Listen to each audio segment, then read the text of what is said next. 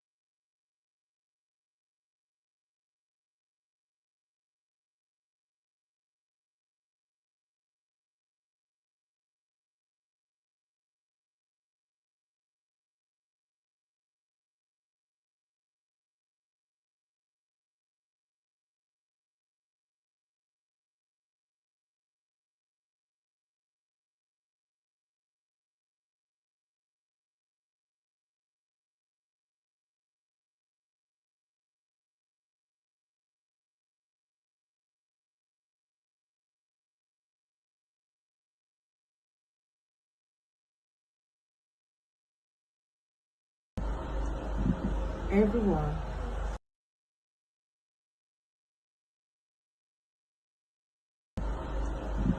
everyone,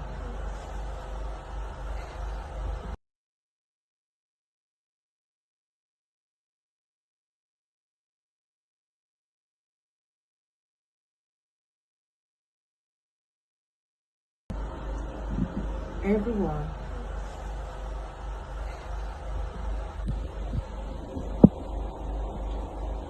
Good evening, everyone. Yes, it's nice to be with you this evening. I'm Pastor Rufina Utabo, and it's my immense pleasure to welcome you to this evening's broadcast. Could be afternoon, could be morning, based on wherever you are watching from and wherever your location is. We're here is 7 p.m. West African time, and we are on to the remaining edition of Digital Bootcamp 2023 DCB'23, put together by the management and staff of Adi Hope Academy, led by the very dynamic coach Israel Okafor. I want to praise the efforts of this beautiful coach.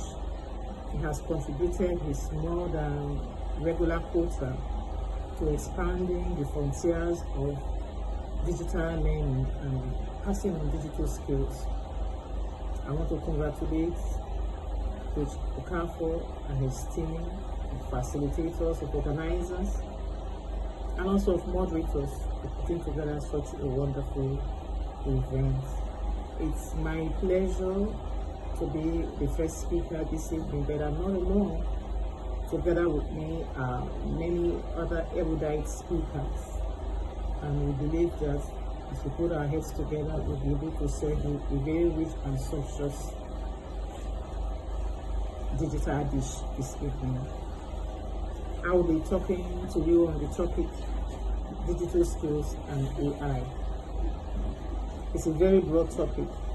Nevertheless, it's very relatable. It's not something that is too out of place, not something too difficult to understand. So I'd like to ask you to grab a seat, give us your full attention, and then you definitely leave here better equipped to face the challenges of the digital turf. The topic digital devices, digital skills and AI is a very broad one. It's all encompassing. Nevertheless, I'm going to do my very best to make impactful scratches at the edge of this all important and verbose topic. If we have to use the entire day, we will still be talking about this several hours later. But nevertheless, with your cooperation, I believe we are going to take massive strides in the right direction. The whole world is going digital.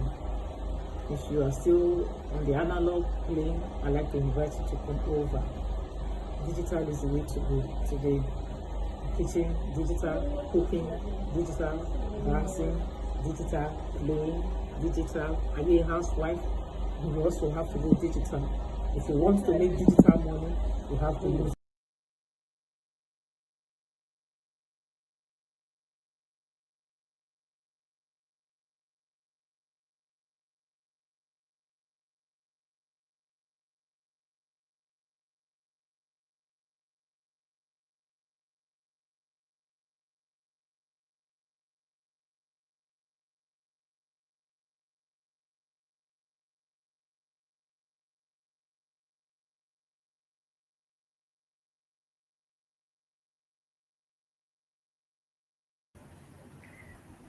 Um, Hello, everyone. Sorry, when are we going live? When is it actually going to start? Can Coach Easy hear me?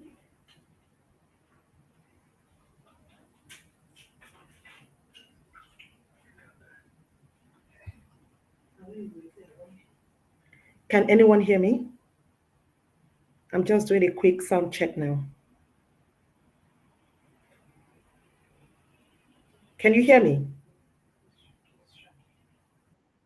Good evening. Yes, I can Okay, hear okay. you. Do you have an idea when we're going to start? Because I see Pastor Utabo just spoke right now.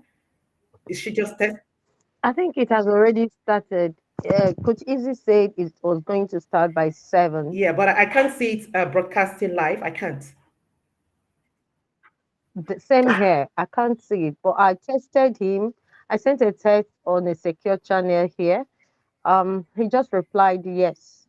I asked him, I was the only one here before you came in online. Good evening, How are Coach you? Fauzi. It's Ngozi Kingsley Hey, Ogbonna, Kedu. one of your I know. students. Adema, you Yes, I remember do. I me? do. I do.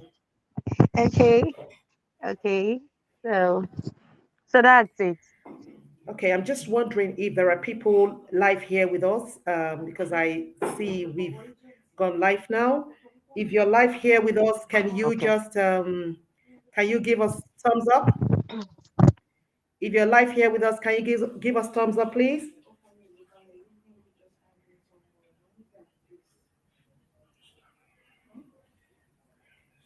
Coach Easy, I think I saw your camera come on just now.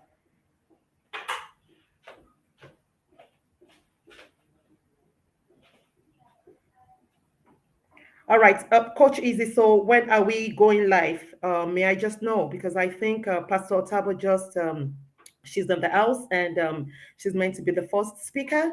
So can you just yeah, and I can see that it doesn't look like we are live. Even though it says live here, it doesn't look like we're live because I'm looking at the YouTube now. I can't see it like we're live. All right.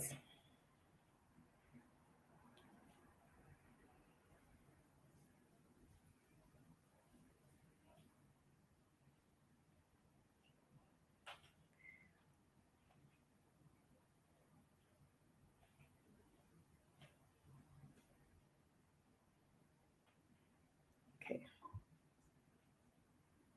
Okay.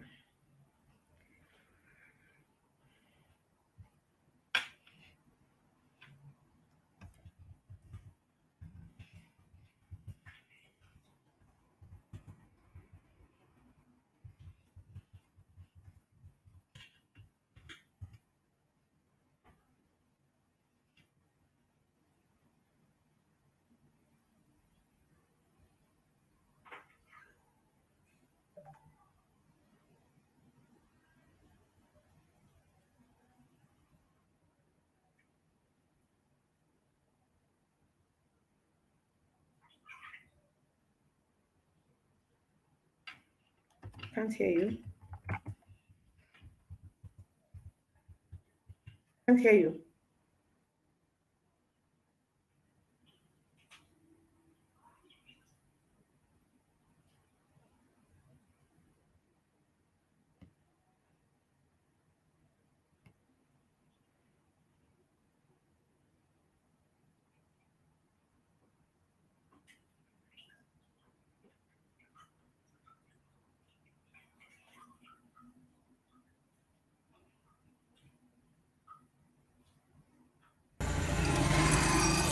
Hello, can you hear me now?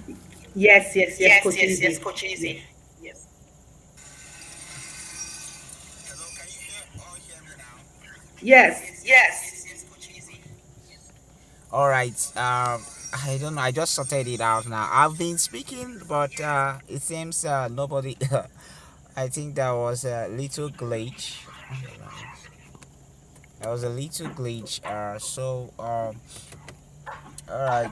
But you know what? But you know If you what? if if you If, look if at you look the at the YouTube right now, YouTube it right doesn't look now, it like you're doesn't live look like because you're we live cannot because see we you cannot see you and we cannot even and we see cannot us. even see us. How about now? Can you see me? We are only seeing We are your only seeing picture. your picture. Or am I the only Am one? I the only one?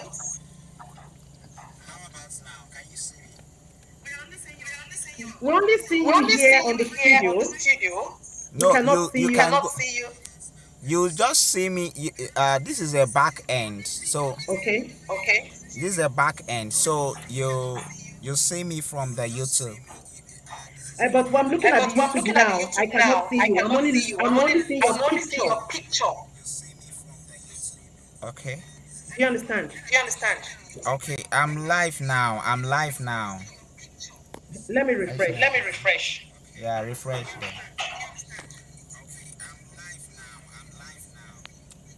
So for those joining us, just type on the comment section whether you're joining us from the YouTube.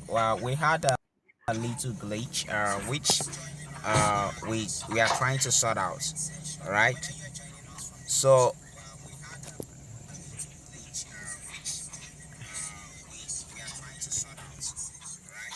just type in okay where you're joining us from. Just indicate uh, on the comments. Okay, let's see.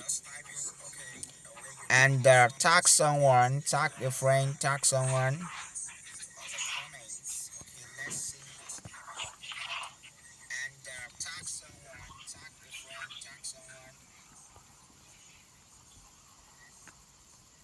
All right.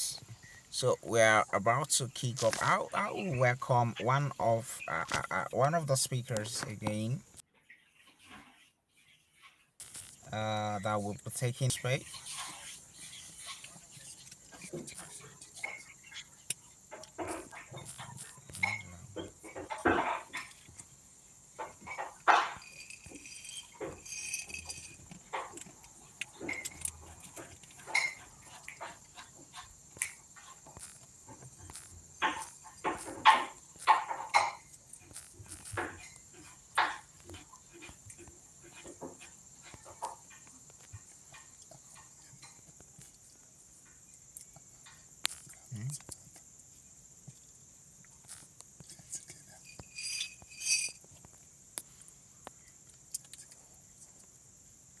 All right. So you're just trying to add the speaker. Just had little glitch on this side.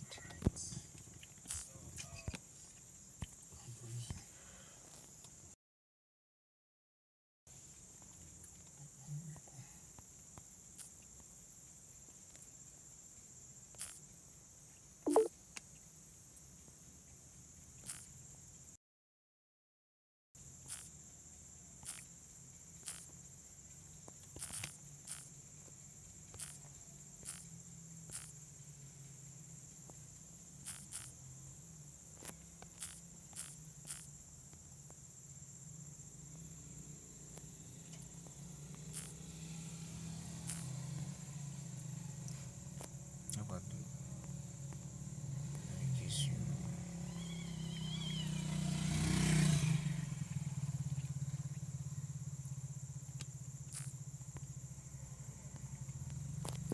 Okay.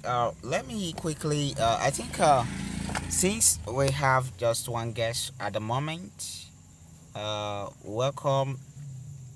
Uh, this is Fozia. You can check off why we await other guests to come in. Okay.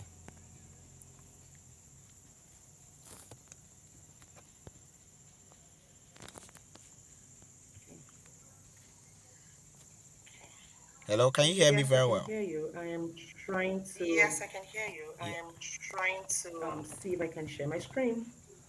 see if I can share my screen. All right.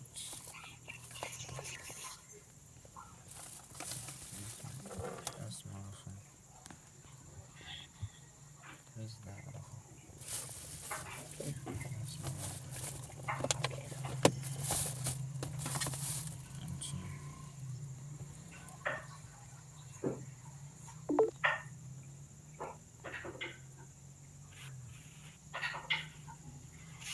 Okay, Okay, I guess I'm live now, and I guess I'm live I'm now, going and to kick it off I'm straight going away. to kick it So, off good evening, straight ladies and away. gentlemen. So, good evening, ladies and Use this gentlemen. opportunity to welcome you all Use this to opportunity to welcome you the all Digital to Creativity Bootcamp.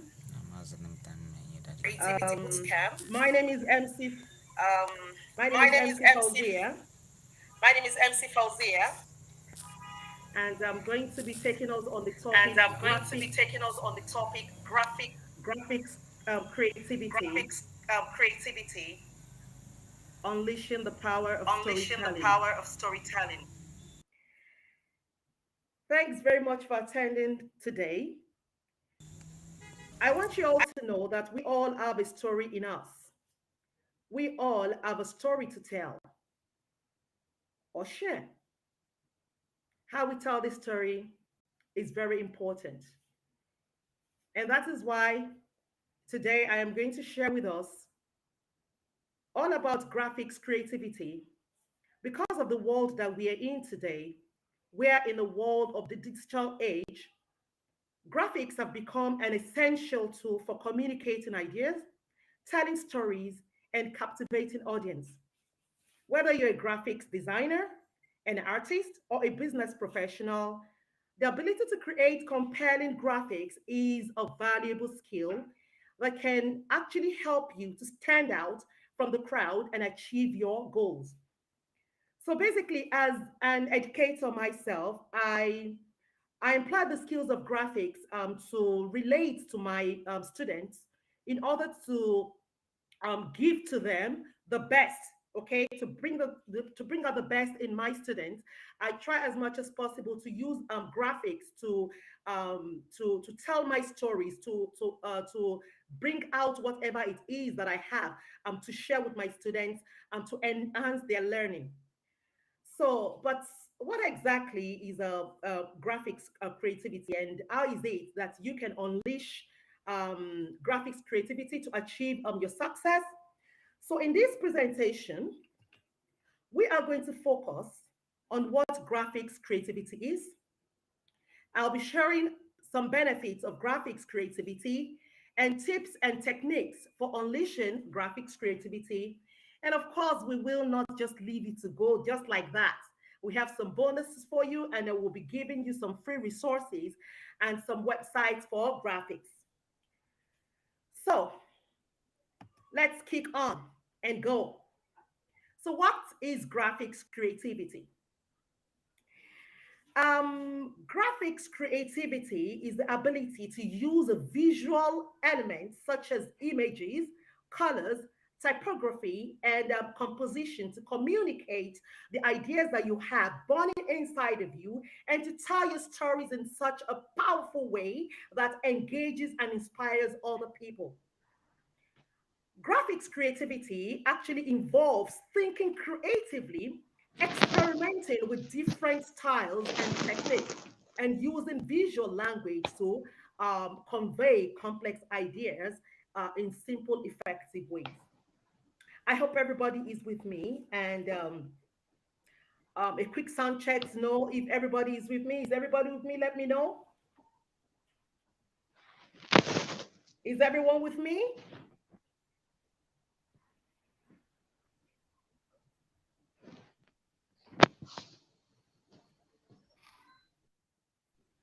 Can I quickly know if everybody is with me? Yes, we can hear you. We can hear you. Okay, thank you very much. All right. We So, can hear you. We can thank hear you. you. Thank you so much. Now, having told us what graphics creativity is, we all know that it involves thinking creatively and experimenting with different styles and techniques and using visual languages to convey complex ideas in a simple but very effective way. So, having known what graphics creativity is, I'll just quickly tell you about four benefits of graphics creativity. The benefits of graphics creativity is so immense, so big that we will all know eventually that we have no choice but to engage in such profitable and very important skill. When we cultivate graphics creativity, it brings numerous benefits, which could either be personal or professional or even both. So here are just very few advantages of developing your graphics creativity skills. Four ways that I'm going to actually share with us today will be improved communication, increased engagement, enhanced creativity, and professional growth. So number one, improved communication. Graphics can actually help you communicate complex ideas and concepts in a simple and visually appealing way, making it easier for your audience to actually understand and remember your message. For example, telling you that I am an educator, assuming that I would like to discuss with my students or to teach them or to pass across message about charity, for example, telling them on how to give charity and how to donate to causes and all that. And I want to present it in such a way that would give a long memory and clear understanding. And I represent it with, let's say, a graphic design of a hand um, giving, maybe putting some coins into another hand that is lower to it, or making, drawing a jar and then writing donation on it and then having some coins in it. So that gives them what? That gives them, when they see that image, it gives them straight the idea of giving. So when I am treating that particular topic, a child who hears the word charity and probably does not even know the dictionary meaning of charity, the image that I've presented right in front of that child will live long to make the child understand the meaning of the word charity, if you understand what I'm talking about. So graphics can actually help you to communicate complex concepts or ideas. Then, then the second one is the increased engagement. Visual storytelling can actually captivate your audience and keep them engaged, making it more likely that they will remember your message and take action. Just like the other example that I've also given as well. When you leave such, let's say, for example, the image of charity, maybe in different ways, maybe or charity or maybe kindness or whatever it is that your topic may be, and you've presented a digital, maybe a poster or whatever it is, whichever way that you have used your graphics in order to relate that particular message. So let's assume you're in a classroom setting and you have such these images that they're saying that is giving them, probably it is even bringing back memories of some things to them. They're able to do what? They're able to engage in more in that topic, and that would actually give your class, bring life to your class, if you understand what I'm talking about. So the third one is enhanced creativity. Working with graphics can actually help you to think outside the box and to explore new ideas and perspectives, which would lead to increased creativity and innovation. And you see, I told you I'm an educator. And the reason I employ graphics and some other things that would actually enhance my teaching is because I know that this is going to be very, very important and very helpful to my students. And as a result of that, I love to create things. I love to maybe to draw using using some digital graphics, maybe apps or whatever. I like to draw. I like to design. I like to do a lot of things. And through doing these things over time, brings lots and lots of ideas. A lot of ideas come up, and then the more you do these things, the more the ideas keep coming, and you just keep growing and growing and growing. So digital working with graphics actually enhances your creativity in so many ways. And then the fourth benefit is that you have professional growth as a result of graphics design. And may I just tell you, yes, it is true that I'm an educator all the time, but what graphic skills that I have, what I've gained from the graphic skills that I have is so huge. I think within maybe the last 12 months, if I would just say that, I've actually created about 4 books. When I mean created, I'm not talking about just publishing book. I'm talking about doing books from the scratch. I'm talking about people giving me raw materials, raw books, texts, written in just text, and then they give it to me, and I bring life to the book, but with designs and all that. I've done that for 4 good clients, and of course that has fetched me a lot of money. So this is one of the things that one of the things that I've gained so much about my creativity, graphics, for example. So imagine creating books and making your clients actually happy, and they're asking you the question, how did you do this? How did you do this? I can remember a 7-year-old child that came up with some books, compiled some things in written raw forms. You can imagine the writing of a 7-year-old, raw form and all that.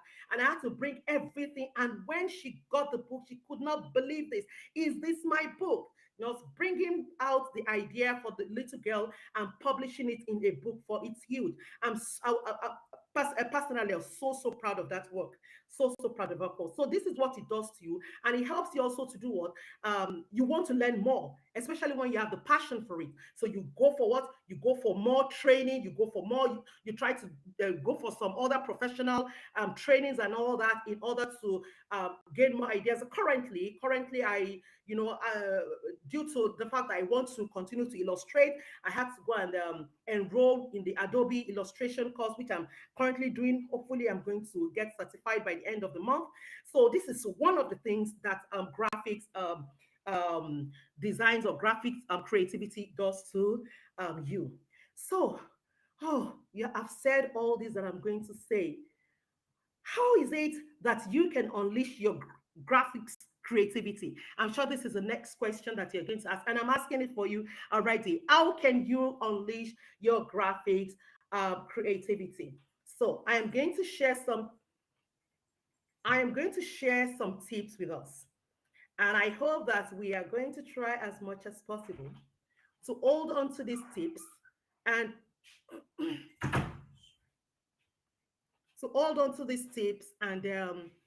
make very good use of them. Just 5 tips that I'm going to share with us. Tip number 1, you have to experiment with different styles. Don't be afraid. Don't be afraid. The one who wants to do things that are spectacular, the one who wants to do things that are stunning, the one who wants to actually unleash their creativity is not the one that is afraid. Do not be afraid. Do not be afraid of trying new styles and techniques. Do not be afraid of working with graphics. Try to experiment using different approaches. Experimenting using different approaches can actually help you to discover your own unique style. So try, go on. You would not believe that if they tell you that, for example, I told you about my the course that I'm doing now on the Adobe illustration. When I was told to replicate a Twitter, the bird Twitter logo, and I was told that this Twitter logo was actually made out of circles, about 12 circles or thereabout. I couldn't almost believe it. And when I saw it being done, I'm like, oh my God, can I actually do this? I was kind of scared, but I'm like, look, the best way to face your fear, to conquer your fear is to face it. So I said, okay, go on, I'm going to do it. And then I began, and lo and behold, I got it, and I saw the Twitter bird right in front of me. It's unbelievable. So never, ever be afraid of trying new styles. So it was a new thing for me. And when I was able to do it, I was so happy. So try as much as possible to face new things. Try to challenge yourself. That is tip number 1. Tip number 2, use visual elements to convey emotions. Graphics can be so powerful. It can be a powerful tool to convey emotions and telling stories. When you use graphics to represent emotion or to represent your stories, you will be so shocked that the way it will captivate your audience or captivate the people that are actually looking up to you will be in a very powerful way. Visual elements are great ways to convey exactly the way you feel or exactly the way your client or whoever it is that wants you to represent them, whoever, whatever emotions that they have at that point in time, visual elements can actually help to do this. And so we do this by what? By the use of images, by the use of colors and typography. Through typography and all these other elements, we do what? We create a visual language that resonates with your audience. Tip number 3, keep it simple. You see, sometimes less is more.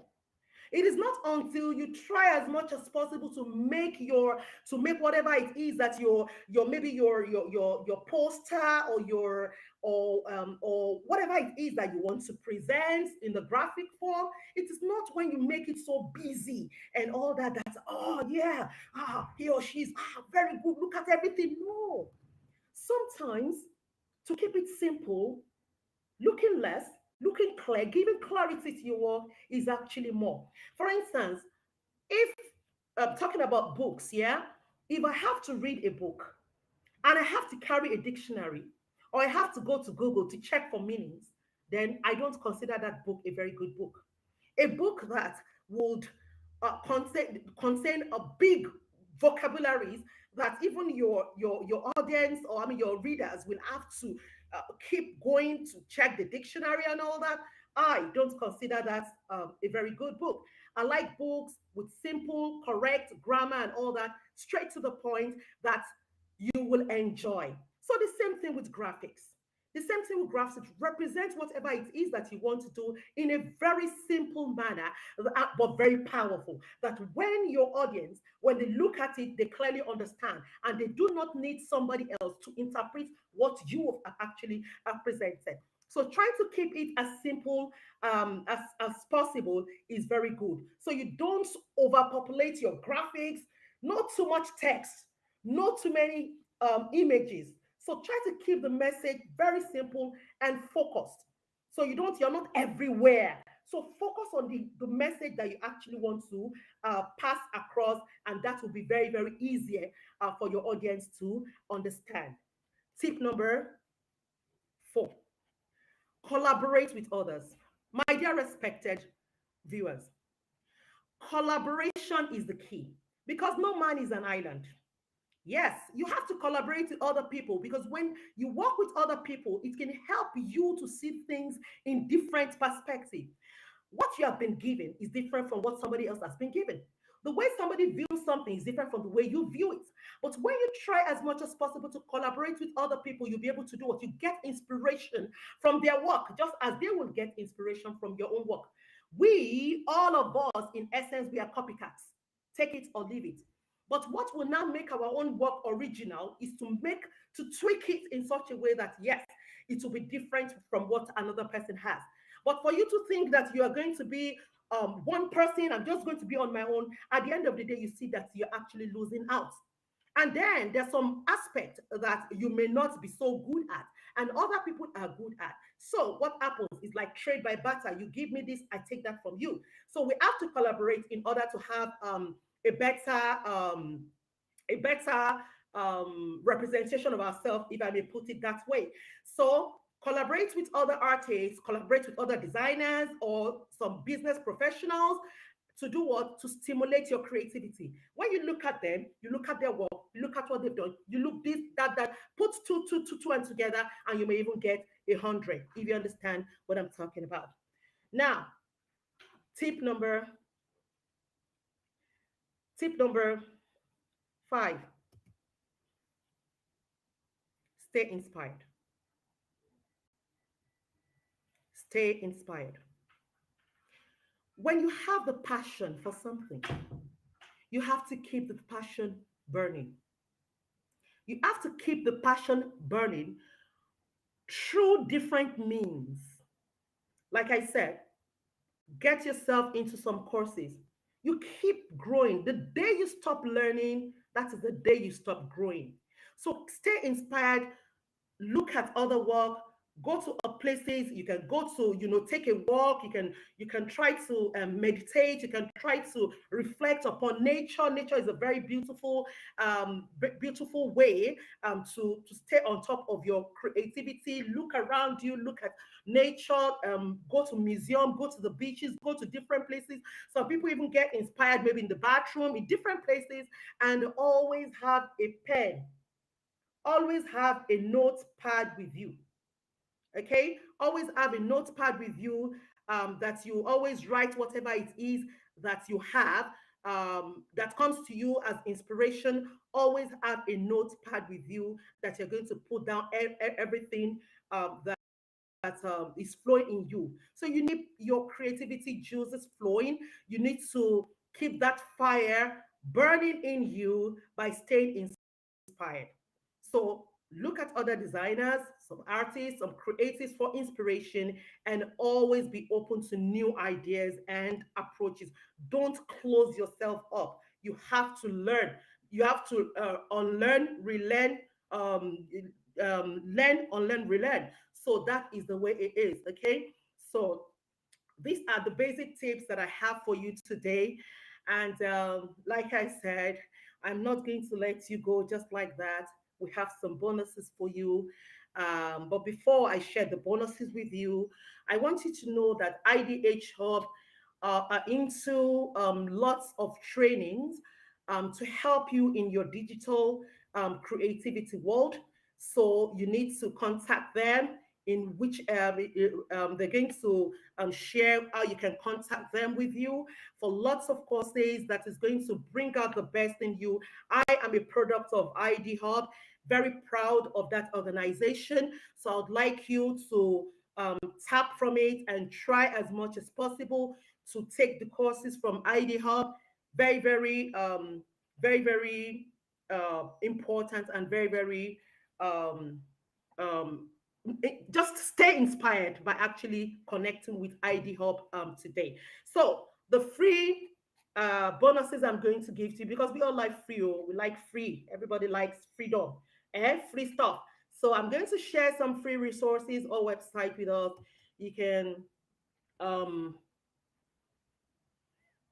here are some free websites and resources for mockup. You go to Mickey.ai for illustration, sketchvalley.com, craftwork.com, blush.com, opendoodles.com, and so many others there. For icons, iconscout.com, the nounproject.com, flaticon.com, icons8.com. For colors, we have freecolors.mers.li, we have colorhunt.co, we have chroma.co, and for PSD resources, we have 365psd.com, we have Photoshop master.ru, we have dribble.com.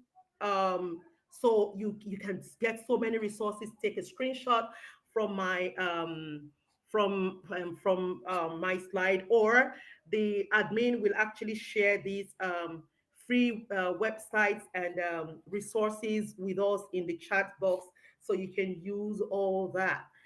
So I hope you have enjoyed this presentation, because we have come right to the end of this presentation. Thank you so very much for your time.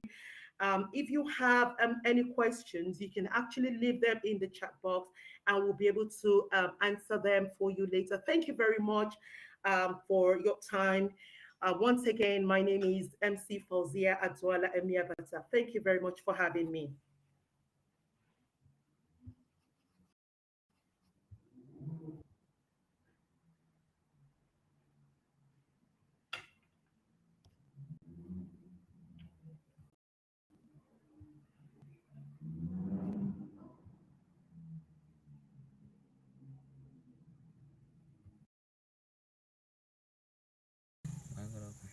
All right, thank you very much, MC Farzia Emiabata, for this great insight. All right, thank you very much, MC Farzia. So we appreciate you for this insight. I believe there are a lot of lessons to learn from that notes. Okay, uh, we will take much time to get in on the next speaker. Okay, I believe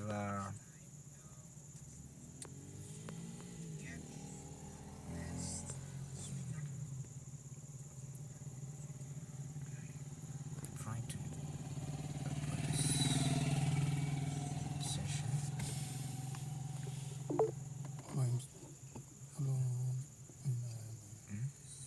Case your mouse and not get it. Okay, so as we wait for the next speaker, we are about to welcome the next speaker here. Very soon.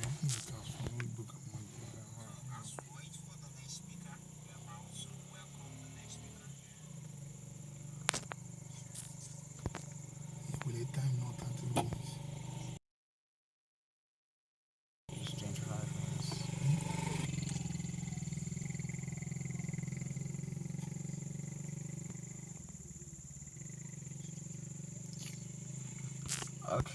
Okay, we understand.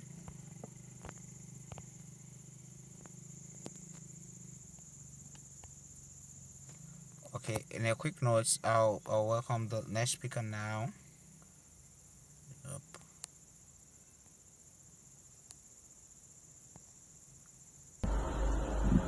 Everyone,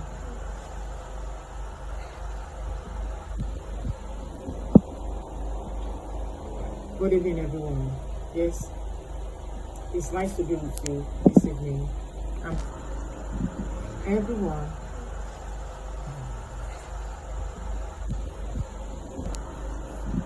everyone, Yeah, this is a question.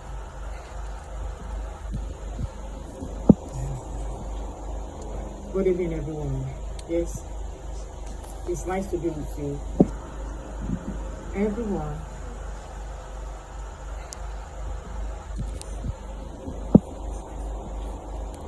good evening, everyone. Yes, everyone,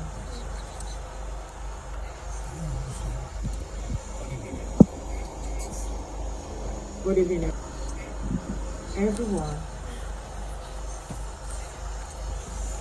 Actually, good evening, everyone. Yes, it's nice to be with you this evening. I'm Pastor Rufina Uchabo, and it's everyone,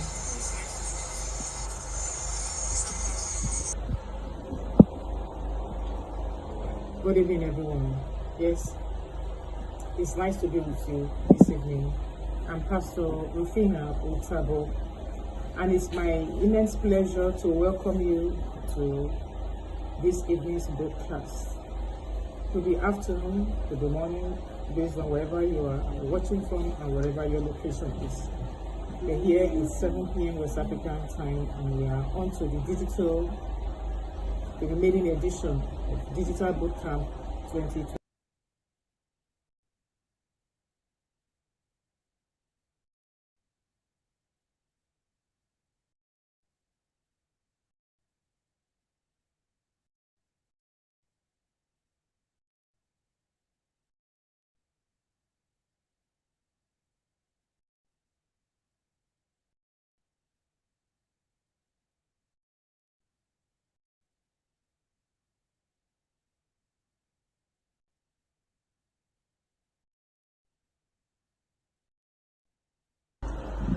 Everyone,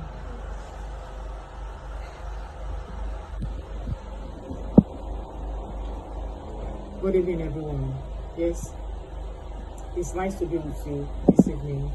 I'm Pastor Rufina Uchabo, and it's my immense pleasure to welcome you to this evening's broadcast.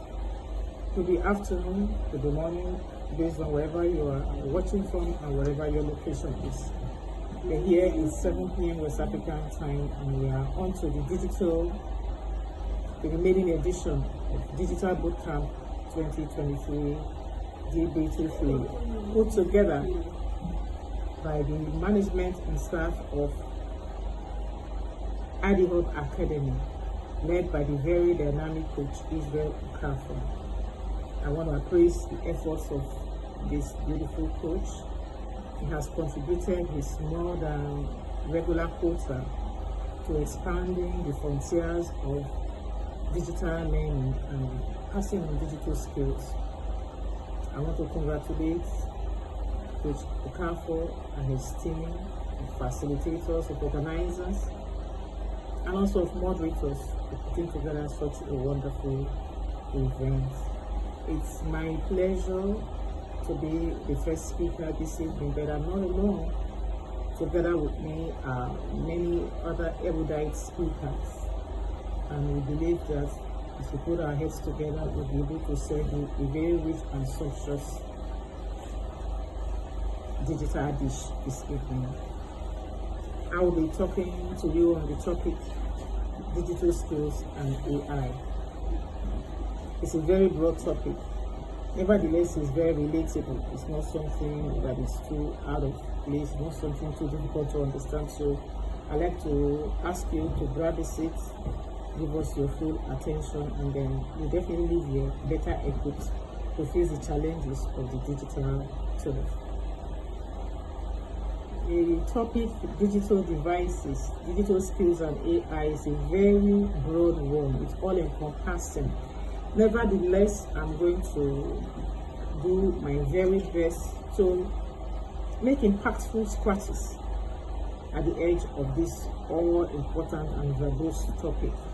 If we have to use the entire day, we will still be talking about this several hours later. But nevertheless, with your cooperation, I believe we are going to take massive strides in the right direction. The whole world is going digital. If you are still on the analog plane, I'd like to invite you to come over. Digital is the way to go today. Kitchen, digital, cooking, digital, dancing, digital, playing, digital. Are you a housewife? You also have to go digital. If you want to make digital money, you have to use digital.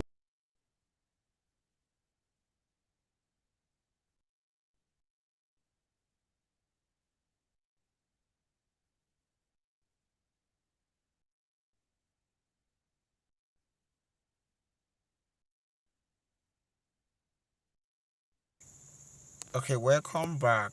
I welcome back. We really have to push for a start. We have another speaker with us. So he's about to come in. Thank you very much. Pastor Rufina is passing to here to us is on AI, the use of AI. Okay, the essence of AI. While the world is shifting towards AI in every areas. Okay, there are some weeks ago I had a presentation with a doctor and a prof uh, where we talked about the use of AI in medicine. So AI is virtually every space now. Okay, so and we encourage people not to be left out, but to maximize learn the usage. Okay, already worked on a book on that aspect of AI. The book called My AI Companion. So you can also look out for that. Okay. So for our next speaker, uh, is yet to come in. So for the next 15 minutes, we'll have to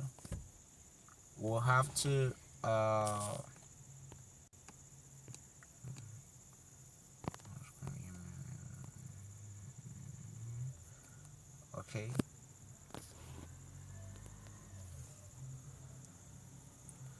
We'll have to take a 30 seconds break, then we come in and continue. Okay, a 1 minute break.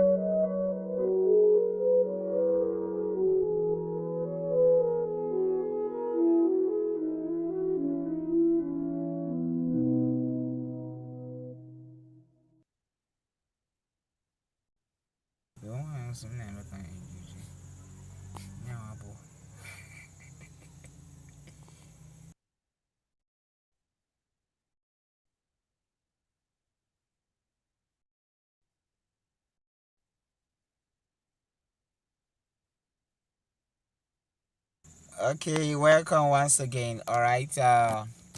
Still the DCB. DCB.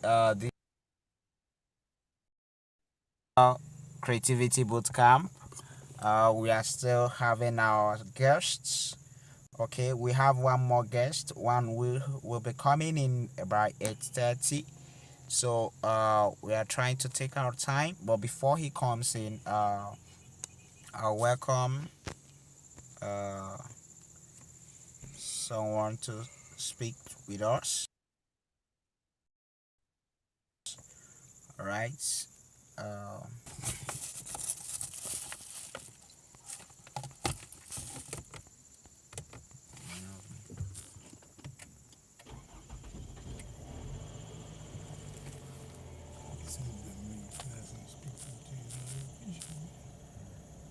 to commit,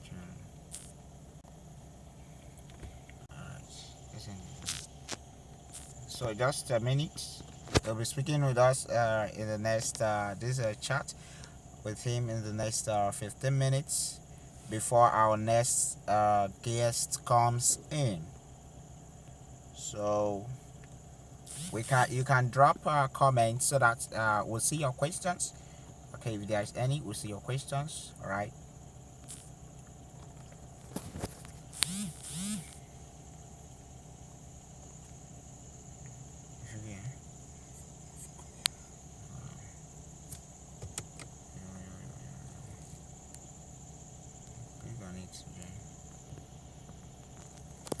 So far so good. Digital creativity bootcamp. In fact, one of our speakers couldn't join in. He couldn't join. She couldn't join in. Dr. Lailai.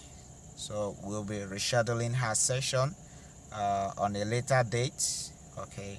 So, but we have one more speaker that will be airing with us. So, but before then, let's have a chat.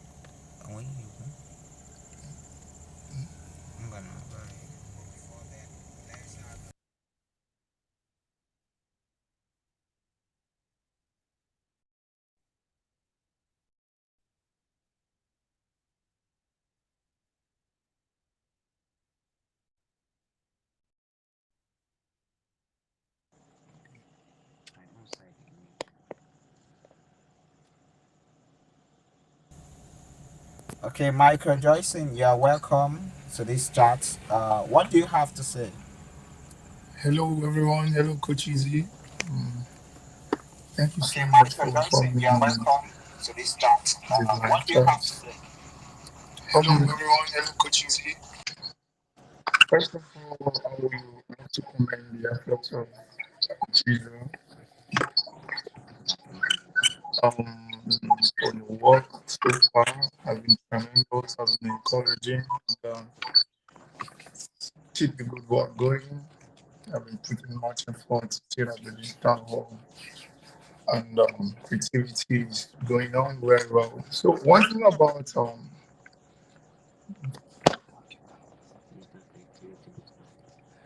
one thing I know about digital creativity is that first of all, the first thing you have to know is the passion. Yeah, you have to have passion for it, because that's when your inner self, the inner creative nature of you comes up.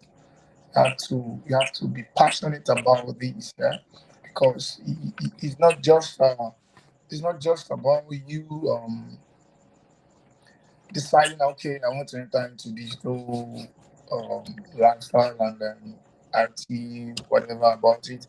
But then, do you have passion for this? Because it comes with a lot of discouragement, a lot of doubts, especially when you put up a design. Let me use for instance graphic designers. When you put up a design, and then maybe the person you're designing it for will come back telling you, "This is not what I explained to you." Like, you need to be passionate about it. So like when so that you see, sometimes they say when passion meets platform is magic. Yeah. So First of all, your passion has to be 100 about it. No matter how discouraging it might be, no matter how demoralizing it might be, it's only that your passion that will keep you driving higher and keep you driving higher and miss everything. So I think I'm here to speak more on that passion aspect of it. Yeah, because some people just hop on it on this kind of opportunity based on, okay, maybe someone in UK tells you that, oh, this is actually paying very well, and you be like, wow, okay, put me on, let me just do it. Now it doesn't work like that, because if you don't have passion for it, that zeal, that zeal that emanates the creative sense, the creative I'll call it the intrinsic value of your creativity, yeah, it will not come up, yeah. So I feel that when the passion is there, that's when you start something more in your in that your creative web. I call it creative web because it's more like a web whereby it's still yet enveloped, yeah. So it's only when you start cracking them, and you can't, because let me say, okay, let me start just for instance, when I started when I started I think that was my early years of university, those years, yeah. So I started say let me just learn digital what's it called? Um graphic design, yes. So first of all, like the whole thing, I was just okay. They teach me, I do it. They teach me, I do it. They teach me, I do it. But then on my own, I want to design something. I want to like make something look awesome from my own perspective. But then I find out that I wasn't, driving home anything. Yeah. So what happened? I told myself, I have to see that. I told myself, yeah, you have not created a passion. You have not created the passion needed for this. So immediately I wake up every night exactly around after my prayer around 12. From there, I start putting in effort, start trying things. Whenever I'm walking on the road, any picture I see in my head, I'm like, how did this person get to this? How did this person fix a human being beside this? How did this person make this to be on motion and all these kind of things? And that's when I knew, wow. And then I started creating something aside what I'm being taught. So that's when I knew, wow, the passion has come in there. And then I've started driving home messages, passing across messages from my design. So that's what passion can give you. So if you're in for the money, it's good. Yeah, whatever skill you have should be bringing something on the table. But then before the money comes, the passion.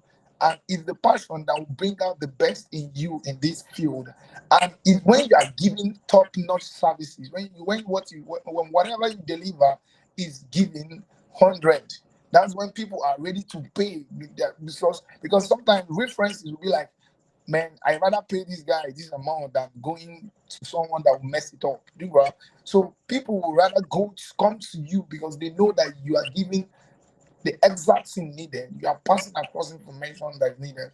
So passion plays a very pivotal role in this journey as this digital journey. So yeah, another thing I would like to say about this whole digital journey is about especially when you're already into your line of digital life. Make sure that every time you are delivering something, there is a message you are passing across. Make sure there is always the message you're passing across, both your design. Okay, let me, for instance, it's not just about gathering pictures together and putting it up there. There should be a message that combining these pictures. Let me say, okay, I start with a face of a baby, start with enlarging it as I brought up a face of a 10-year-old girl. It shows growth, yeah. I'm just using an example. Design comes with message so that someone looking at this doesn't need to be like, oh wow, oh, is this person trying to talk about the 90s? Is this person trying to talk about the Gen Zs? Is this person trying to talk about alpha? So it gives you an edge ahead of others when your work is always sending across messages to your clients, to your viewers, basically to the world, yeah. So I think my time is up or something. But then these two meetings are very intrinsic value for every person on this journey. Remember, first of all, passion before any other thing. The passion has to be there. If you don't have any passion, try to bring up something. Okay, even if it's about the money, yeah, just make sure that down within you be like, I must get the best out of this for me to bring food on my table. It can be the passion driving you for this, but then there must be passion. It's not just something you hop onto and be like, okay, let's just be moving, let's follow the wagon or let's follow the train. I'll get to where I want to be. No, no, no. If you haven't like generated the desired passion for it, you see yourself finding it so difficult. Even the little combination that you have to do, it gets tiring for you. But when the passion is there, oh my God, you will enjoy the journey. Even the pause though, there you still be a state of learning for you in everything that you are doing. So basically, that's the message I want to pass across right now because I think I'm limited with 10 minutes or thereabout. Hope to see you again. I encourage everyone in this field. The world, another thing I want to say is that the world is shifting digitally. Yeah? Mhm. Skills. Sorry, I was so sorry. Yeah? And another thing I want to encourage anybody in this watching me here now, go for more skills. Keep learning. Yeah, go for more skills. Add more values. Add more knowledge to whatever.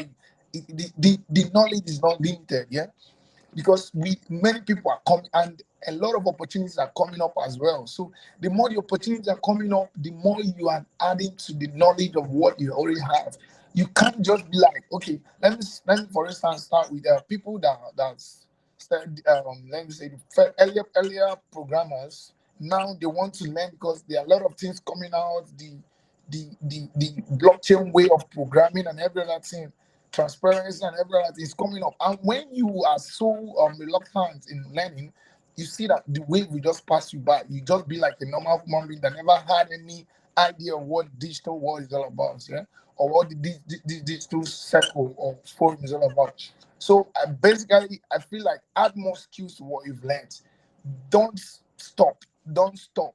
The knowledge is vast. What you need to know is still vast. So the more you grow, the more you see it as an interesting something. At first, it will be very challenging based on whether you are buying the courses or you're paying for the courses.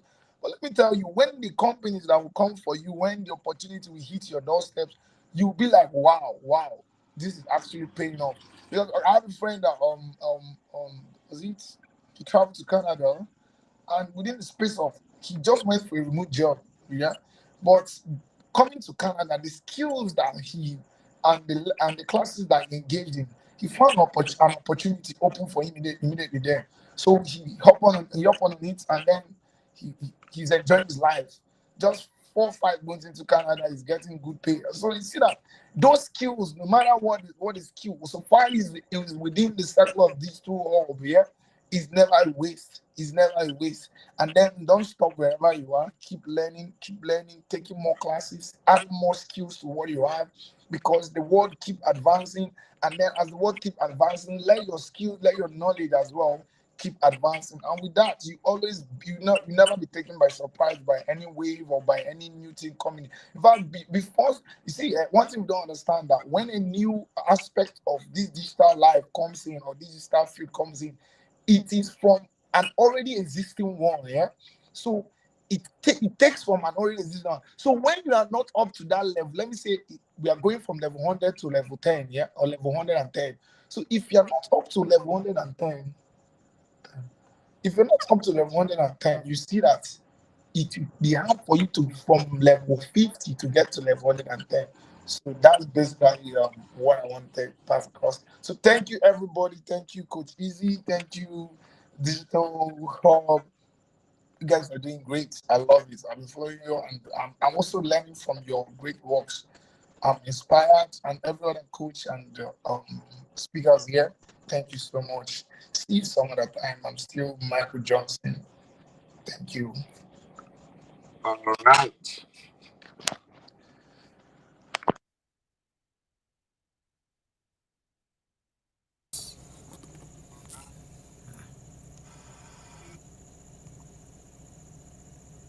All right. Okay. We want to welcome our next guest with us, Dr. Casey Onyema. He's here with us, so he'll be joining with us live. Okay. So we'll be hearing from him. So, Doctor, you have the floor now.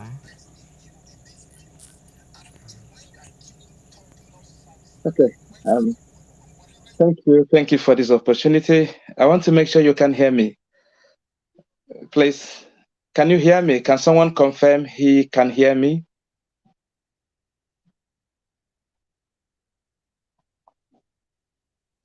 I want to confirm you can hear me, please. Can you hear me clearly?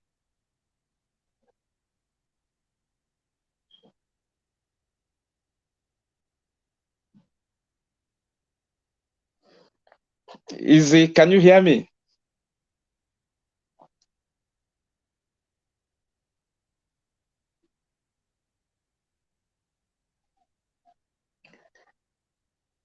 Um, Please, can you hear me? Can you hear me?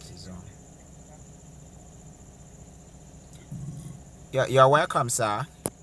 Yeah, can you hear me? Can you hear me? Can you hear me? Can you hear I want to confirm you can hear me you? before I We start. can't hear you yet, sir.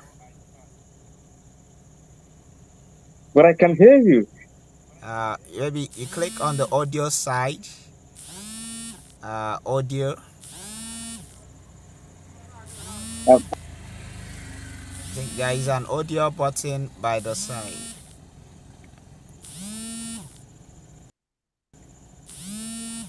Click on the settings. You'll see audio settings.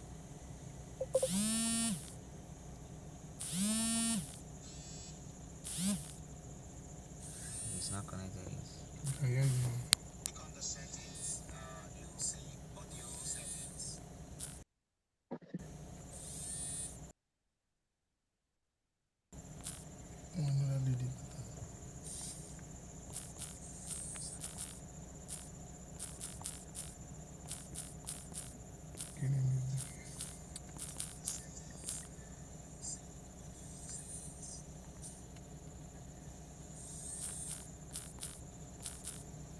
um, so is on the call. Should I move it to speakerphone?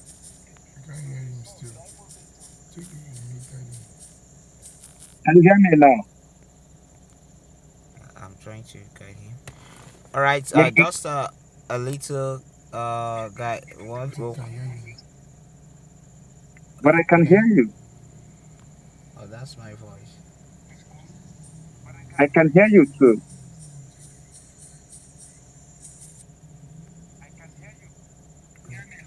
Yes. Yeah, we can hear you now. Okay, you can hear me now.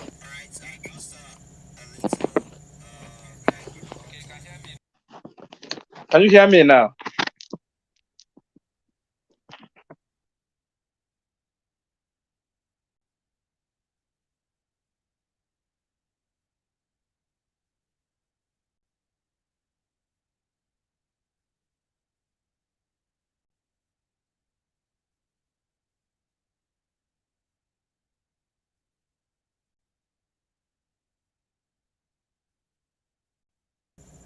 Yes, sir. We can hear you.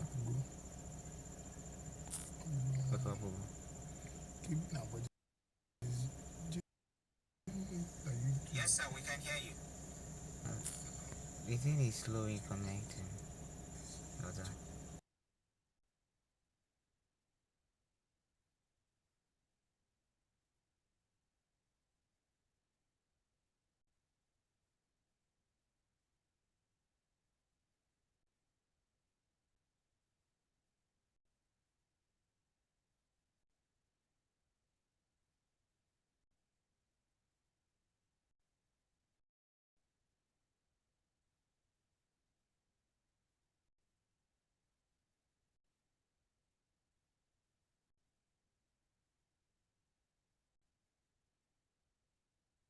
Can you hear me?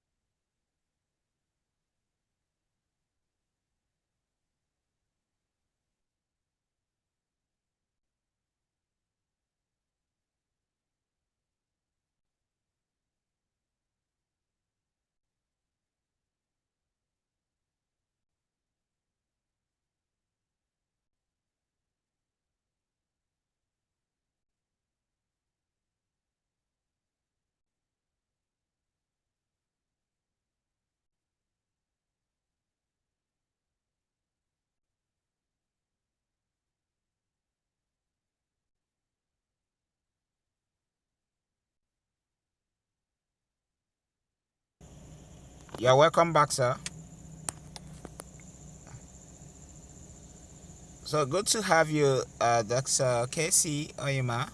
Good to have you on this our live session um, for the DCB Digital Creativity Bootcamp. Okay, we welcome you. You have the floor to speak up.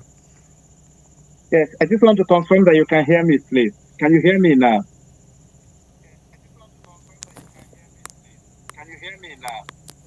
Very well, sir. Okay, thank you. Apologies for the technical issues. It is my pleasure to share a few experiences with you today. Thank you. Apologies for the technical issues. It is my pleasure I was asked to to share a few experiences with you today. there's echo coming. Would you mind taking the echo away, please? I was asked to. All right, thank you for that. So I'll be speaking on financial freedom. I was asked to share some insight on financial freedom. Okay. Taking the echo away, please. All right.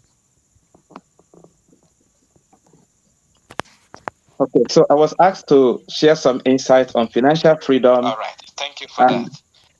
Sometimes. So I'll be speaking on financial freedom. I was asked. The echo is actually disturbing.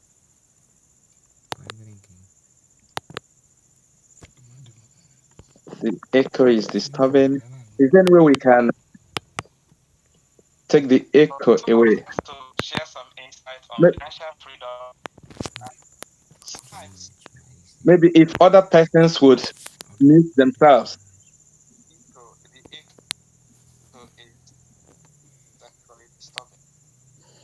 If other participants could mute themselves, thank you. I've muted now. Okay. Yeah, go ahead. I've muted. All right, that's fine. So I want to talk about financial freedom, what we need to know about financial freedom, and how to start working towards financial freedom. Many a times when we talk about financial freedom, some people think it's about getting rich.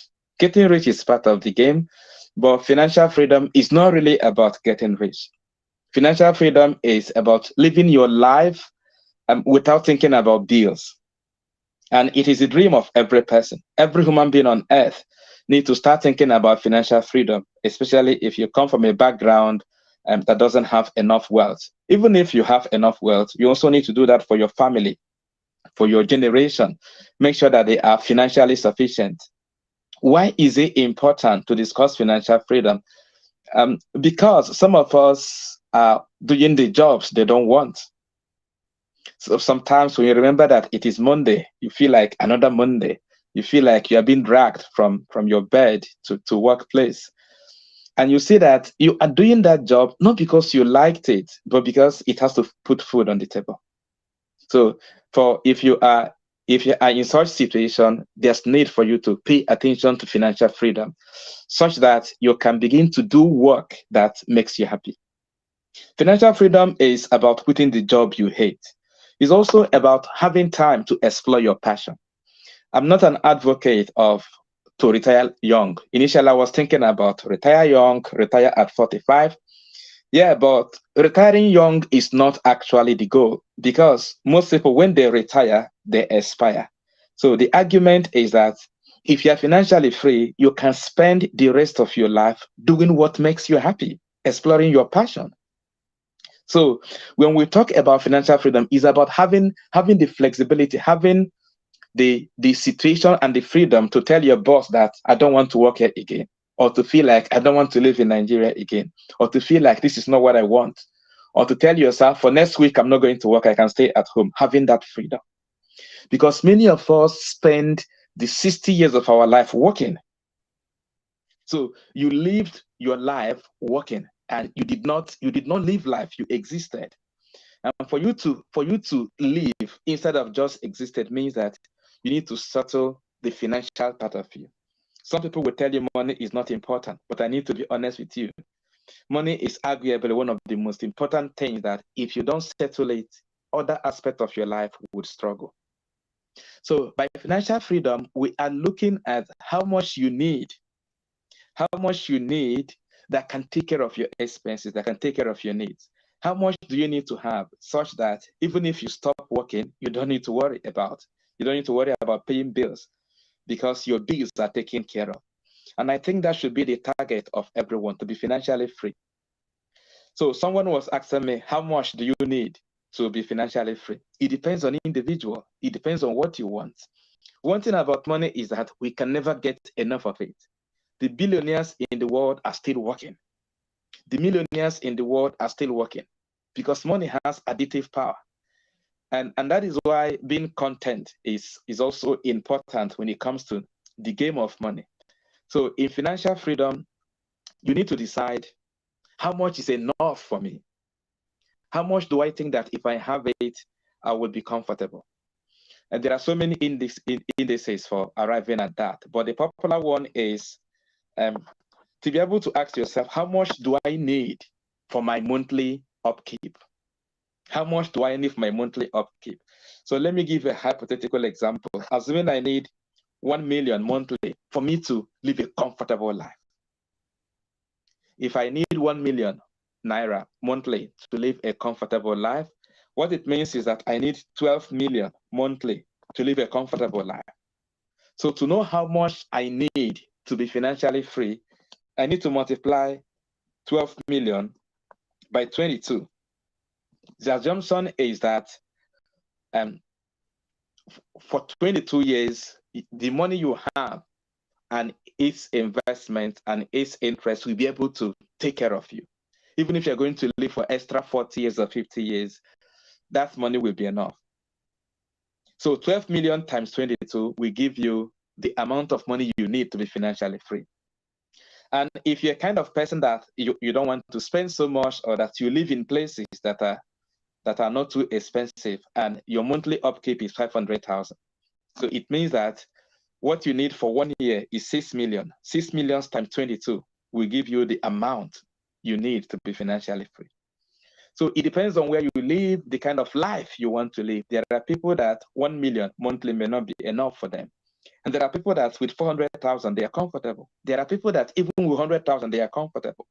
There are those that 200 million may not even be enough for them for 1 month. So the amount in question depends on the kind of lifestyle you have. It depends on where you live. Where you live is also a factor, and depends on the expenses and responsibilities you have around you. But some people start this journey of making money without having any plan, without having any target. It's actually good to have target, because if you do not have target, you see that when you make 1 million, you will see those that are making 10 million feel like, I've not started, let me continue to struggle. And you work towards making 10 million. And at that 10 million, you feel like there are those with 100 million. And you live your life just chasing after money and wouldn't have time to relax and enjoy what you have labored for. So that is why the issue of financial freedom is important. We need to have target about how much is it I think I need to have to be financially free.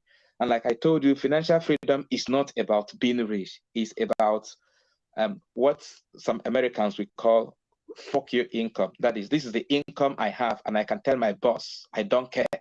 This is the income I need to have. This is the amount of money I need to have, and I can tell my boss, go to hell. Okay, now let me provide brief understanding of wealth building models, because there are so many understanding and misconceptions around how to build wealth. Some people will tell you that if you want to be rich, you need to go to top schools in the world, you need to be a graduate, you need to get a good job, and for you to make money. That's partly true, but not entirely true. Another school of thought to believe that some people are destined to be rich, whereas some are not destined to be rich. So for such people, they will tell you that in Igbo culture, they will say, that if you're not destined to be rich, you wouldn't be rich. To some extent, it could be true anyway.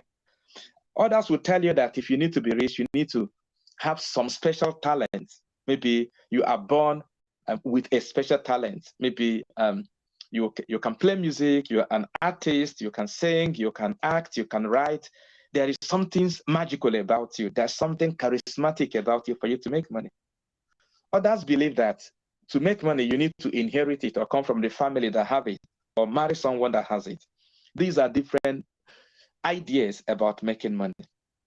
But I'm talking from experience and from research that money making is a skill which anyone can learn. The way anyone can learn about riding bicycle, the way anyone can learn about repairing motor car, the way anyone can learn about creativity, like the first speaker that talked about digital creativity, the way anyone can learn how to use MS Office, use Adobe and others. That is also the same way people can learn about money. And we are living in a world where this is not taught in school. Even the best schools in the world do not teach this. So this is part of knowledge that you do not expect schools to teach you. It is kind of knowledge you need to invest in. It's a kind of knowledge you need to go after and invest in building this kind of knowledge. What I'm trying to tell us is that wealth building or getting rich or being financially free is a skill that someone can learn, irrespective of where you are coming from, irrespective of whether you are educated or not, irrespective of your location. It is possible, especially if you're young and you are teachable and you understand the secrets. I want to refer to one of the most prominent books in wealth building. If you have time, you can refer to the book or you can even read it. It is called The Millionaire Next Door. The Millionaire Next Door. Because sometimes when we talk about making money or building wealth, we remember few individuals, few names like Bill Gates, like Dangote and others. And we feel like because we are not as charismatic or as energetic as them, we may not achieve it. But that book on Millionaire Next Door was a research about the millionaires, people that became millionaires in US. How did they start? What made them peculiar? Is there any charismatic thing about them? What set them apart? And that book was an eye-opener on possible things you can do to make wealth and how wealth building is easy for everyone, irrespective of where you are coming from. In fact, from that book, people we expected to become millionaires were not even millionaires. And that is an indicator that becoming wealthy is not really a function of how much you are earning, but how much you are able to keep, your ability to keep what has entered your hand. I want you to imagine how much that has entered your hand from January. Some of us have touched more than 10 million since January. But where is the money? So what helps you in building your wealth is not just about how much you are earning, but how much you are able to keep. Money has one of the attributes of money is that it leaves the hand that doesn't know how to keep it to the hands that goes to where people keep it. Any money that comes into your hand is coming from someone.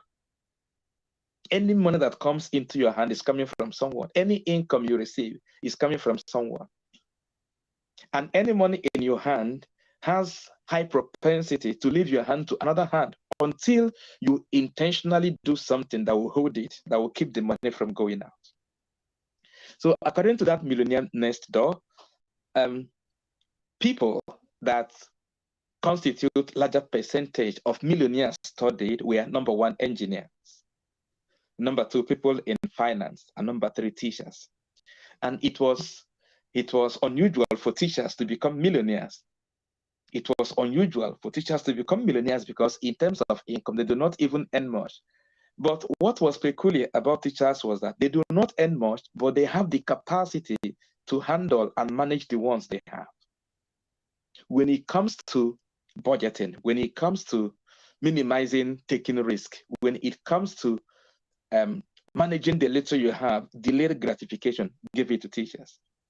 In fact, naturally, when it comes to people that the careers that give you higher income, in terms of grading, the first one is finance. People that study finance usually have high propensity to become millionaires. Then salespeople, people that are into marketing executive, sales executive. Then number three, you talk about law, people that study law. Then you talk about IT, people that are into IT. Before you can even get to doctors.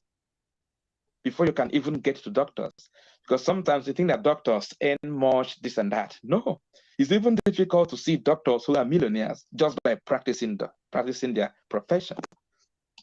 It's even easier for lawyers to become millionaires than for doctors. because we are living in a world where what gives you money is not just your income, but your understanding of how money works.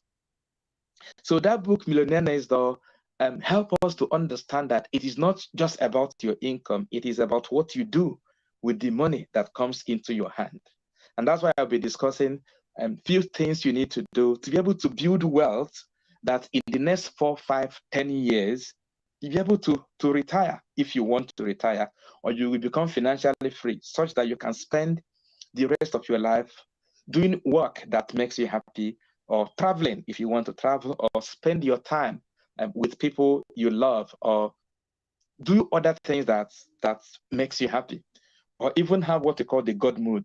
God mood is the mood where you are living because you want to live, not just because of money.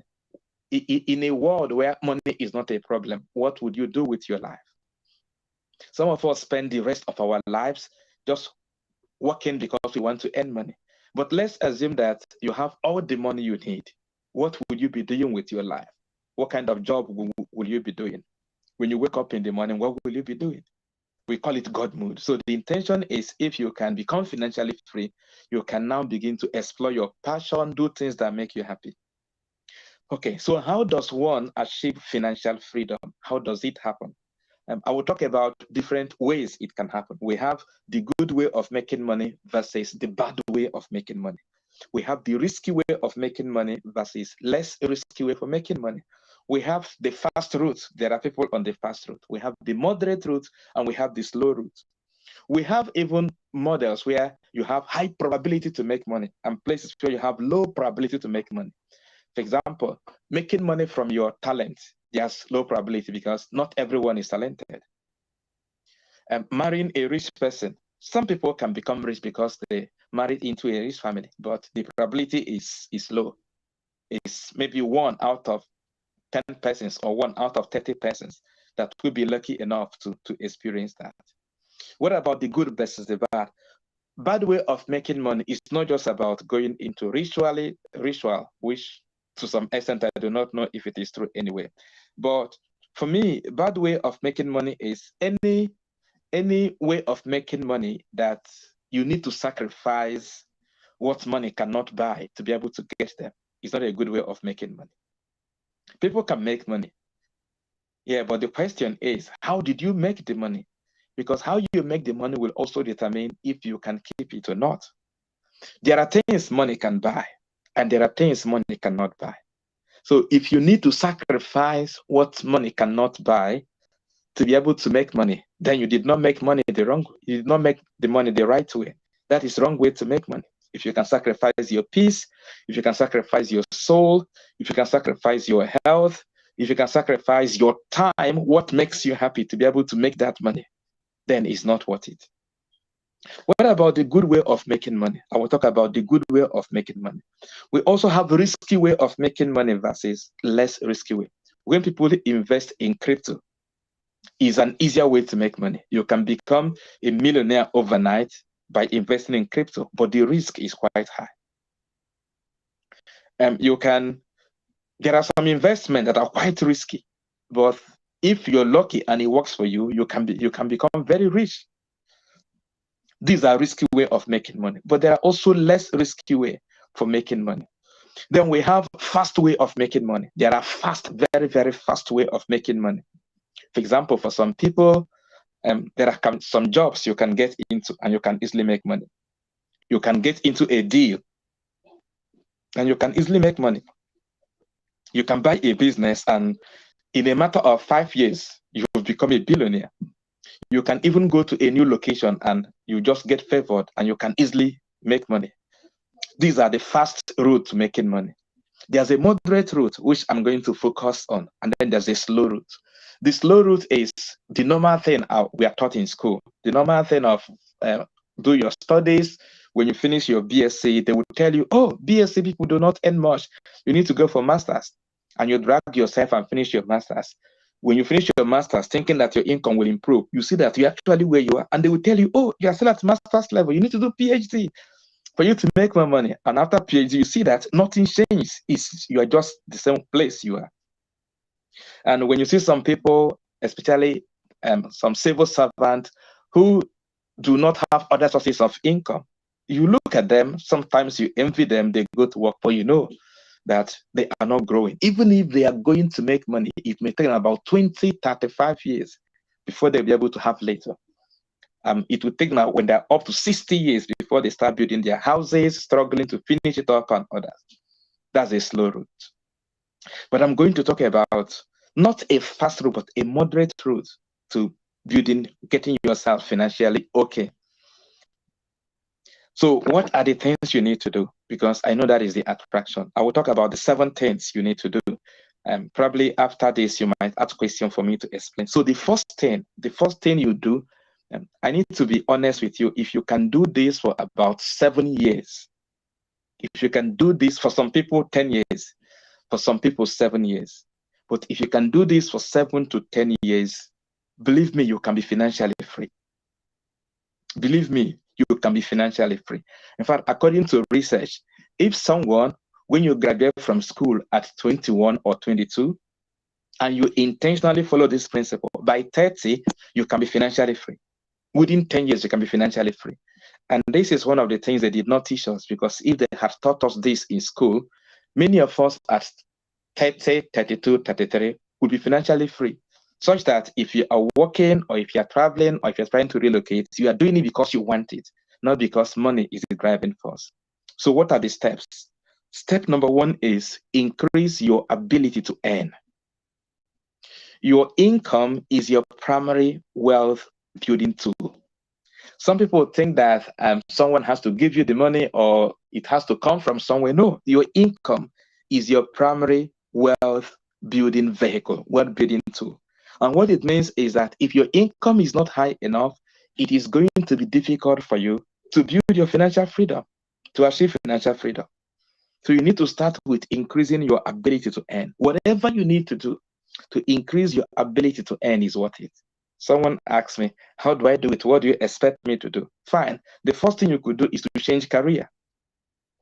The first thing you need to do is to change career. Irrespective of what you studied, we are living in a world where you can change into any career. So we are living in a world now where IT, all over the world, IT people are paid more than any other persons in the world, in the UK, everywhere. A few days ago, I was watching a video, and Dubai, Saudi Arabia, calling people who are IT inclined to come. In the UK, with IT, you are a data analyst, you're a programmer, you can easily get a job, and you can even earn more than what doctors are earning.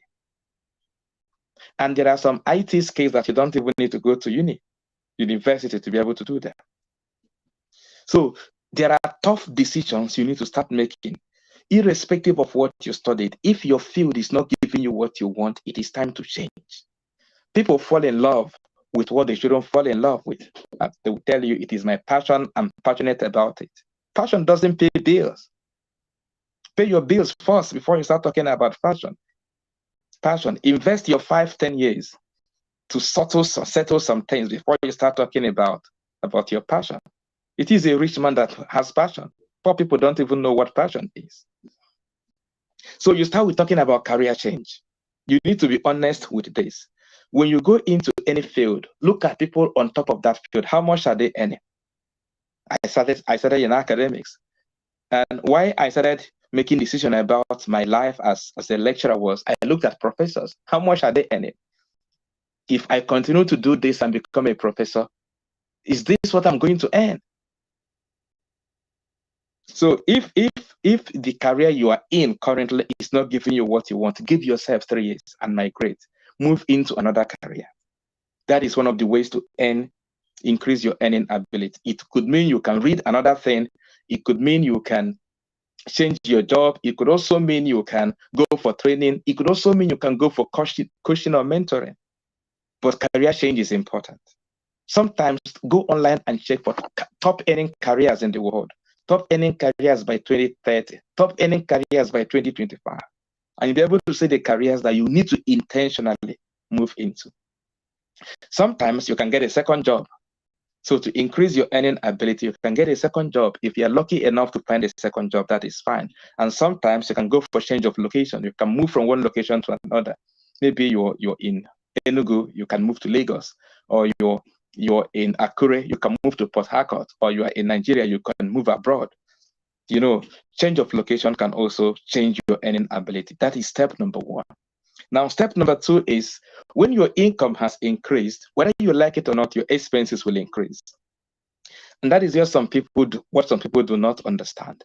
So when you see some celebrities and some people that have money, you think that they actually have money. Many of them do not. I need to be honest with you. Many people you see throwing money around are actually poor. Because except you are disciplined enough, whenever your income increases, your expenses will increase. So it takes your discipline and delay gratification to be able to live within your means. Some people do not. And that is why you should not envy some people you see around throwing wealth, because they are empty. They don't have any investment, they are empty. So step number two is to reduce your expenses. If you increase your income without reducing your expenses, you are just like every other person. When I was still in Nigeria, you could meet people who are earning 300,000, but they don't have any savings. I know a family that was earning 1 million, but there was no savings. But in the same place, in the same location, there was a family earning 100,000 and they had savings. So to a large extent, what you save is not even a function of your income, it's a function of your discipline. Even if your income is huge, but you don't save, you are going broke. Step number two, reduce your expenses. You need to live on budget. You need to cut some responsibilities. Many of us carry so many responsibilities that are not even too important. You always want to help. You always want to play God. You always want. That is not even Christianity. That is not even good religion. You always want to help everybody. The best help you can render to people is not to be a burden onto them. To stand on your own, so you don't become a burden on someone. And what some of us don't realize is that there are people that even if you help them for 10 years, they wouldn't be able to stand. People only stand when they are willing to take decisions. So step number two is do everything possible to reduce your expenses. Do everything possible. As you're increasing your income, find a way to reduce your expenses. Because if you can reduce your expenses and your income is increasing, you come to a point that you can save 60% of your income.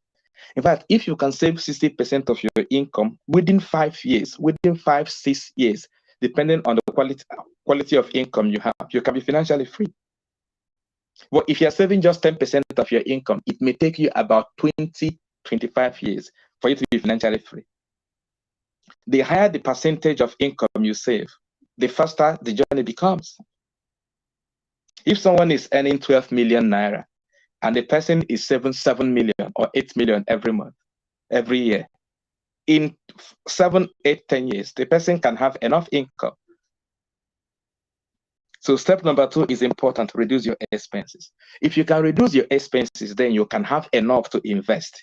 So step number three is invest those savings, convert the savings into investment. Convert the savings into investment. Some of us, whenever we talk about investment, think that is about looking for people you will give it to. Many times I receive messages, what do you recommend I invest in? It doesn't happen like that. And that is why we fall prey to many Ponzi operators. Investment starts with you taking time to learn it. People don't want to learn it. That's why people are willing to take your money. That's why you give your money to people and they don't come back. Because you think there's someone out there is willing to make you rich. It doesn't happen like that. An average person is selfish. An average human being is selfish. Even those in the church, they are selfish. So that is why you need to be careful about what you do with your money. Step number three is to save and invest. Learn it, understand it. If you do not understand it, go to those that understand it, seek advice before you commit your money. So you can invest in different assets, you can invest in land. I recommend good real estate. If you can find a good real estate at a good value, is good. Because it's not a risky asset. It may not give you huge money, but it is stable. It is stable.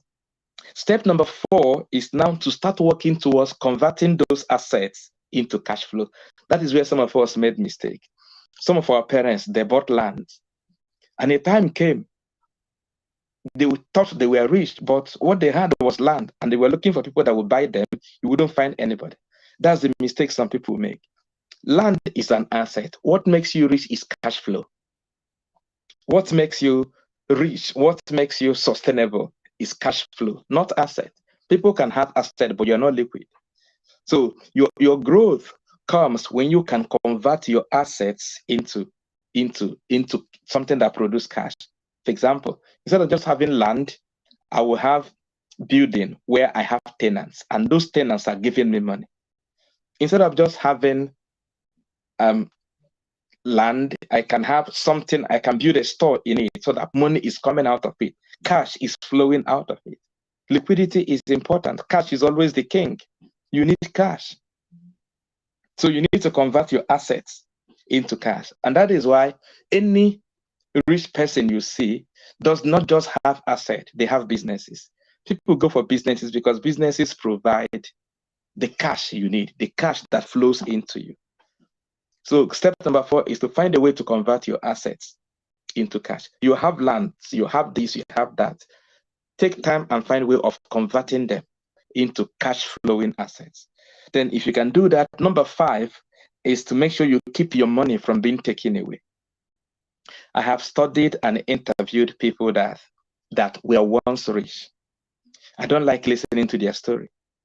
It's so pathetic. Don't allow people to take your money away from you. Some people lost money in the Shimak saga. Some people have lost money in M&M. Some people have lost money in so many ways because they are greed, because of greed. There are Ponzi's in many places. Keep the money you have. Keep the money. It is better than the money is not giving you interest or growing than that you lost it.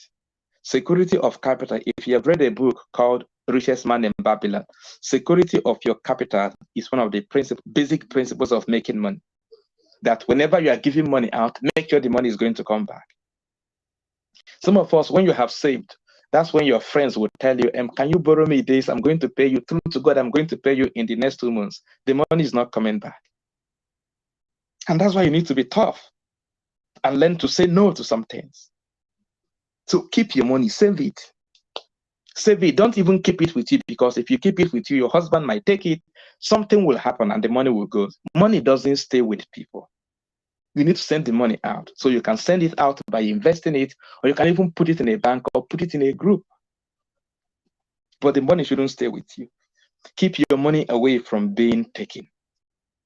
Why I'm saying it is that an average person in Nigeria, in fact, 1 out of every 3 persons have become victim of Ponzi.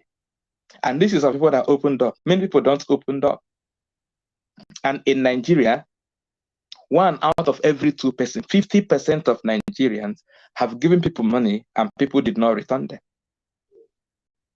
I'm not saying you should not give people money, but if you cannot afford to wave goodbye to the money, don't even give it at all, because it's not going to come back. That's point number 5. Keep your money from being taken. Point number 6, this is when you now start building your knowledge and building your skills so that you can start using debt. You have heard about leverage. You've heard about using other people's money. It is at this level that you start using other people's money to grow, to invest in assets. You start using debt, taking loans from banks, using other people's money to invest, using other people's money to grow. That is point number 6. And point number 7 is when you start building your brand. Because at the end of the day, it is not about the money, it is your brand. That's why sometimes we see some rich people, they're going into politics. You are like, why I thought they should be comfortable. They want to build their brand. So these are steps I have highlighted. It's not going to be an easy journey, but it's worth it. I want you to know that it's difficult for you to achieve God's purpose for your life without financial support, without financial freedom. And that's why we need to start working hard. So you might start thinking about career you need to change into, or location you need to change into, or second job you can go for. Okay, for want of time, I'm going to end the discussion here. Probably if you have any question, I could take that from here. Thank you, everyone. Thank you, Coach Easy, for inviting me.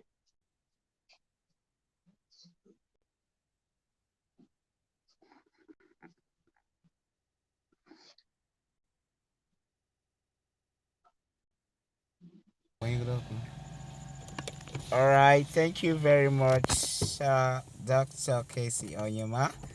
Uh, nice to hear from you. Okay, want to appreciate you for that words on freedom, financial freedom. Okay, wish to appreciate you for your time, for your great teaching, and we pray that God continually bless you. We believe that people have gone through your work, and we do appreciate you for that. So, the next thing, I think we are done with the speakers. Those that were not able to present tonight, we'll be wrapping it up here. So, we can refresh the time and schedule a different time for them to come in. Uh, so we wish to appreciate our audience that have been here since 7 p.m.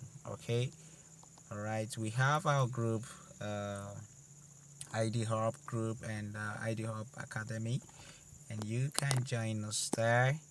Okay, you can join us there, and is a Telegram. I will send the link for our updates, and also even our YouTube channel and the Facebook. We get updates there. All right, so we want to keep in touch, and we offer a lot of skills, digital skills, and there are more. Okay, we talk about diversifying, learning a skill. It's not just about investing, just like Dr. Casey said. It's not just about investing. People make mistake giving others money, but you when you get a skill, when you build a skill, you can be able to monetize easily. That makes it easier for you to understand what you are going in for, right? The skills we offer here, we're introducing so many other skills like web designing, and there are other ones we're working on. Okay, we are working on other digital skills. So once you stay connected with us, you get that. All right, and we'll be having this week for those who want to learn graphics design. You can join us on a training, which will be on a course. Well, uh, to God be it. This is a free access we've had tonight, and tomorrow, to cap it all, I'll be having my birthday. I'm celebrating my birthday, so wish you. I'm wishing myself in a way a greater years ahead, and you can celebrate with me as well. All right. So thank you for joining us once again, and God bless you. God bless you. You can drop on the comment section what you've learned, the keynotes, what you've gotten from this time. We've spent really 2 hours, 2 hours, 10 minutes. So God bless you for joining us, and do have a great week ahead. We've come to the end of DCB 2023. We hope that the next year's on will be a better one. It's a yearly camp. Okay, so and we hope that next year we'll be having a live project on that. Okay, not just online, so we'll be covering a live. All right, so God willing, God bless you uh, for joining us, and good night.